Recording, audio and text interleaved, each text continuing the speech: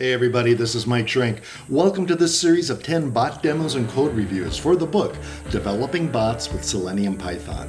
If you got here via a link from the book, well, thank you.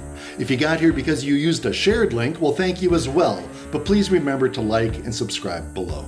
The creative misapplication of technology. Hey everybody, it's Mike, and this is Project 3 in a series of 10 projects that go with Section 2 of my book, Developing Bots with Selenium Python. This project addresses, for me at least, probably the biggest need for Selenium, and that is in handling active content. What happened about, I would say probably 6 years ago, that there became a huge amount of active content on the line. And let me show you what that means when I say active content. They use something called Ajax, which is something that we talk about a lot in the book, to do things like this. Here we have a web page. We'll go ahead and look at the source. And basically it's just a button. There's just a little bit of infrastructure there. There's not much there. But if we go ahead and click this button and notice that we will not be reloading this page, we generate a bunch of data. And if we do a view page source, that data is not there. That in itself would have been a real challenge for bot developers back prior to Selenium. Before things got really crazy, I was able to find some shortcuts and some hacks for doing it. But when Selenium came along, it was like handing me fire because suddenly this was no longer a problem.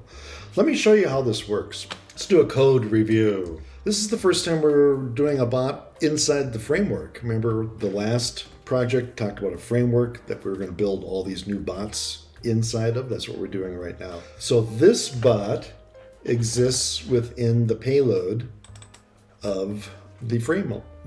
So what we do is we just make a copy of the framework and we throw another bot in it. Yes, there are more elegant ways of doing that, but we're opting for simplicity at this point.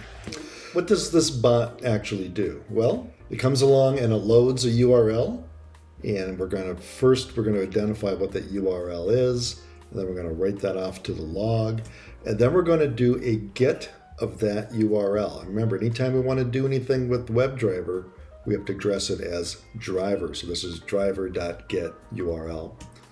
And then we do a random wait because we want to look as human as we can. Now we're going to trigger the event. We're going to actually go out now and press the button. And we're going to do it by doing this. If you remember in the last project, we talked about importing Selenium by. This is where we're using it right here in this statement that looks an awful lot like JavaScript. So if you're familiar with JavaScript, that's going to be a big advantage to you when you come across things like this. So basically what we're doing is we're looking for the web element.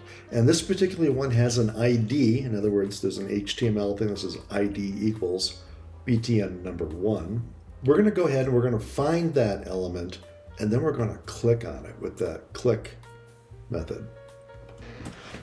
Then we're going to wait 5 to 7 seconds. Then we are going to find element by ID. This is the div where the active data appears. And we are going to, again, use something that looks an awful lot like JavaScript to grab the inner HTML attribute from that div, and we're going to put it into a variable called active content. So this is all that lorem ipsum stuff you saw. And then we're going to echo it out to the screen. And that is the end of our bot.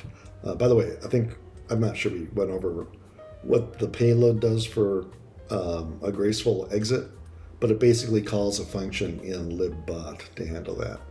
All right, let's run the bot. Let's find some active content. Here we go.